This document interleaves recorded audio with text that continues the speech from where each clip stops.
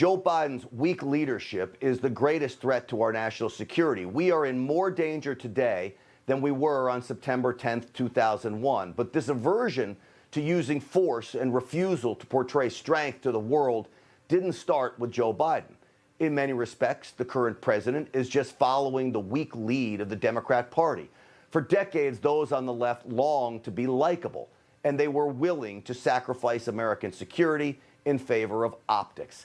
It's exactly what is happening now. Look at the Democrats' feeble history. It has made the world a more dangerous place. The rise of communism in China falls squarely on Democrat President Harry Truman's shoulders.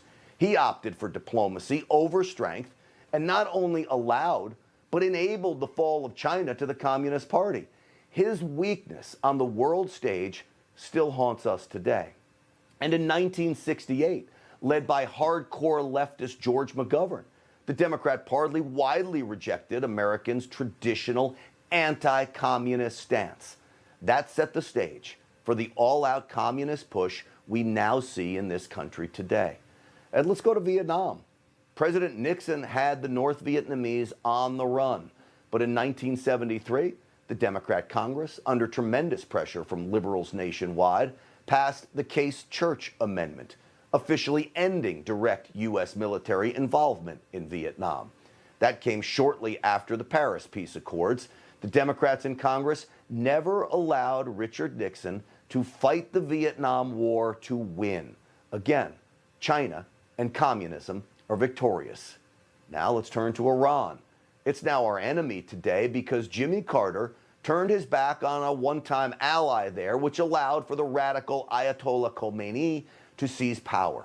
Jimmy Carter refused to listen to his generals. Sound familiar? Generals who could no longer guarantee safety of the embassy personnel in Tehran. Carter refused to bolster security. We all know what happened. Iran kidnapped the Americans there. You want proof strength and resolve is the best foreign policy? Iran freed those hostages the very day Ronald Reagan took office. Moving on to 1988. Who can forget that ridiculous photo op of presidential candidate Michael Dukakis? Look at him there. The dorky, diminutive Democrat literally made a fool of himself while riding around in that tank. Just another Democrat portraying weakness to the world. 4 years earlier, Republican UN Ambassador Jeane Kirkpatrick described the Democrats as the, quote, party of retreat and decline. Not much has changed since 1984. Remember this?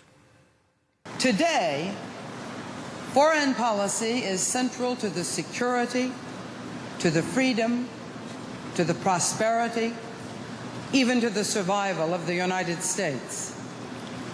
And our strength, for which we make many sacrifices, is essential to the independence and freedom of our allies and our friends.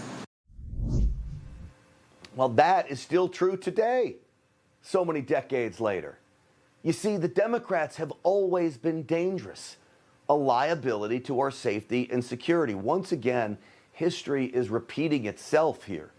You see, Joe Biden ignored all the warnings of a rapid Taliban invasion upon U.S. surrender of Afghanistan. His quest to end a war got Americans killed, leaving thousands more under threat of imminent death now.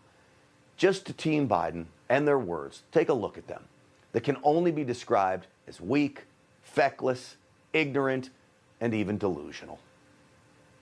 I believe this is the right decision, a wise decision, and the best decision for America. What we have done is we have exuded extraordinary weakness, and weakness invites these kinds of attacks. Mr. Biden, you did this, you planned this, you made the deal with the Taliban. We're taking every precaution. The Taliban continue to cooperate, and there are no disruptions to this effort. And the embassies are closed, flights are closed, the airport is closed, it's chaos outside. They all have American passports. They couldn't get past the Taliban. We have Americans that get stranded in countries all the time. As they desire to leave, we're going to make sure that we're doing everything we can to help them do exactly that. Thank you very much, Mr. Thank you all. Just to clarify, no American has made it out? Is that what we're entering? Would you look at that? Look at that.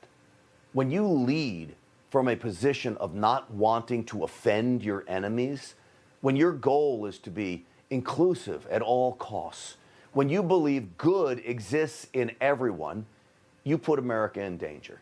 Because our enemies don't care if we're nice to them. They certainly don't want to be included. And terrorists like the Taliban are evil to the core. There is no good in them. The Democrats need to wake up. They haven't in decades. Don't expect them to now. Hey, I'm Rob Finnerty. Thanks for watching. If you enjoyed this video, please join the conversation in the comments below. Don't forget to subscribe, too. Hit the bell icon to be alerted to breaking news. And remember, there's a whole lot more on Newsmax TV, America's fastest growing cable news network. Newsmax TV, where real news for real people.